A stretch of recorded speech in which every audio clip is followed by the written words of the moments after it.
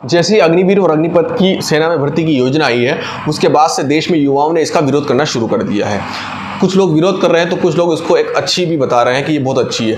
खास करके इसका जो विरोध है सबसे ज़्यादा बिहार में जो युवा है वो कर रहे हैं, और उन्होंने इससे पहले भी रेलवे की कुछ वैकेंसी थी उसको लेकर भी विरोध किया था। देखिए, अगर आपको कोई बात अच्छी नहीं लगती तो आप उसको विरोध कर सकते हैं, आप अपनी आपत्ति उस पर दर्ज करा सकते हैं, उसके लिए आपके बहुत सारे ऑप्शन है। लेकिन जिस तरीके से हिंसक विरोध बिहार में इससे पहले भी हुआ था, छात्रों ने वहाँ पर किया था, और अभी भी जिस तरीके से कर रहे हैं, मुझे लगता है कि ये कोई छात्र नहीं हो सकते। इसके पीछे एक बहुत सुनियोजित योजना है और इसको कोई और व्यक्ति बैठे बैठे हैंडल कर रहा है, और मुझे लगता है कि ये देश की संपत्ति को नुकसान पहुंचाना, इस तरीके से आप किसी भी चीज़ का विरोध नहीं दर्ज करवा सकते, और ये तरीका भी नहीं होना चाहिए।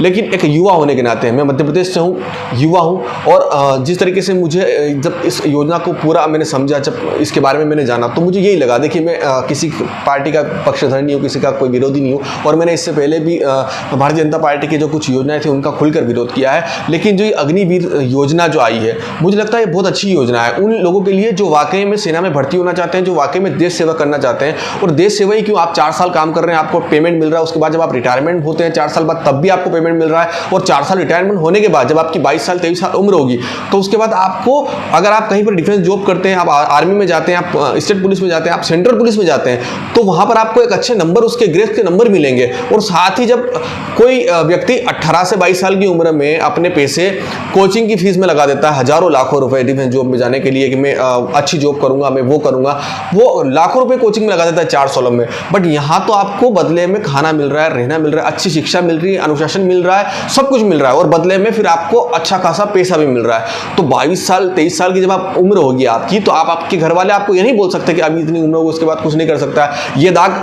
हर 22-23 साल की उम्र वाले लड़के को लगता है। जब वो कुछ नहीं करता है तो घर वाले बोलते हैं क्या कर रहा है, क्या नहीं कर रहा है। लेकिन जब अगर आप इस योजना में भर्ती होते हैं, जब आप इस योजना का फायदा लेते हैं, तो 23 साल की उम्र में आपको कोई ये नहीं बोल सकता कि तू कुछ कर, क्योंकि आप उस समय तक बहुत कुछ कर चुके होंगे। और आप वैसे तो कंपैरिजन करते हैं अन्य देशों से, अब आप इजराइल को उठा के देख लीजिए, वहाँ का हर नागरिक 2 साल सेना में भर्ती होता है अपनी इच्छा से, और वो काम करता है। वैसे तो देश सेवा की, देश सेवा की बहुत बातें करते हैं, स्टेटस लगाते हैं भगत सिंह के, चंद्रशेखर आजाद के, और जब 4 साल देश में काम करने का अगर आपको एक मौका मिल रहा है तो उसका आपने विरोध शुरू कर दिया। देखिए, ये कोई कंपलसरी नहीं है कि आपको इसमें फॉर्म डालना ही है, जिनको नहीं डालना वो न डाले, उनके लिए दूसरी जिस तरीके से पहले भर्तियां आ रही थी वो भर्तियां बंद तो नहीं है, वो भर्तियां आएगी, आप उसमें लीजिए। लेकिन जिन लोगों के लिए ये 4 साल की योजना आई है, एक अगर अलग से कुछ आया है तो उसका आप स्वागत कीजिए, आप उसका विरोध क्यों कर रहे हैं। और खास करके बिहार में इस तरीके के कृत्य क्यों होते हैं कि हर बार वहां पर जो युवाओं को उकसाया जा रहा है, क्या किसी और आंदोलनकारियों का ये पैटर्न फॉलो करके देश की संपत्ति को नुकसान तो नहीं पहुंचा रहे हैं, या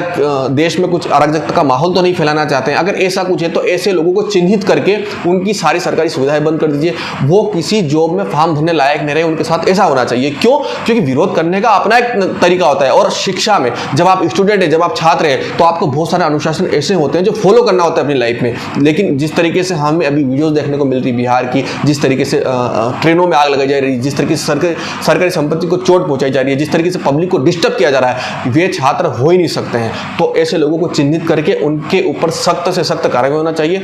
और मैं उन सभी लोगों को कहना चाहता हूं जो अग्निवीर का विरोध कर रहे हैं, एक बार पहले इसको समझ लें, और क्या ये हर व्यक्ति के लिए जरूरी है ये भी समझ लें, और ये कितनी अच्छी है या कितनी बुरी है इसके बारे में स्वयं अपना निर्णय लीजिए। अब कुछ लोग ऐसे हैं, नेताजी अपनी बेटी को भेजेंगे, नेताजी अपने बच्चे को भेजेंगे। देखिए, आप नहीं चाहते तो आप आपके बच्चे को मत भेजिए, लेकिन जो भेजना चाहता है उसके बच्चे को तो 4 साल के लिए जाने दीजिए। 4 साल वो नौकरी करके अगर 20 लाख रुपए कमाना चाहता है, उसके बाद उसी नौकरी के बल पे वो अगर कहीं और अच्छी नौकरी करना चाहता है, तो आप उसके पेट पे लात क्यों मार रहे हैं। देखिए, आज एक सिस्टम हो गया है, सरकार कुछ भी लाएगी उसका विरोध होना स्वाभाविक है। ऐसी कोई योजना नहीं हो सकती जिसका विरोध ना हो, और ऐसी कोई सरकार नहीं होगी जो कोई योजना लाएगी और उसका विरोध ना हो। तो हर सरकार में हर योजना का विरोध होता है, पक्ष विपक्ष का ये काम है। लेकिन युवाओं को, छात्रों को वाकई में अपने हिसाब से इसका डिसीजन लेना चाहिए, क्या सही है क्या गलत है, उसके बाद इसमें कुछ बोलना चाहिए। तो आपकी क्या राय है इस पर कमेंट सेक्शन में कमेंट करके जरूर बताइए। मिलता है नेक्स्ट वीडियो में।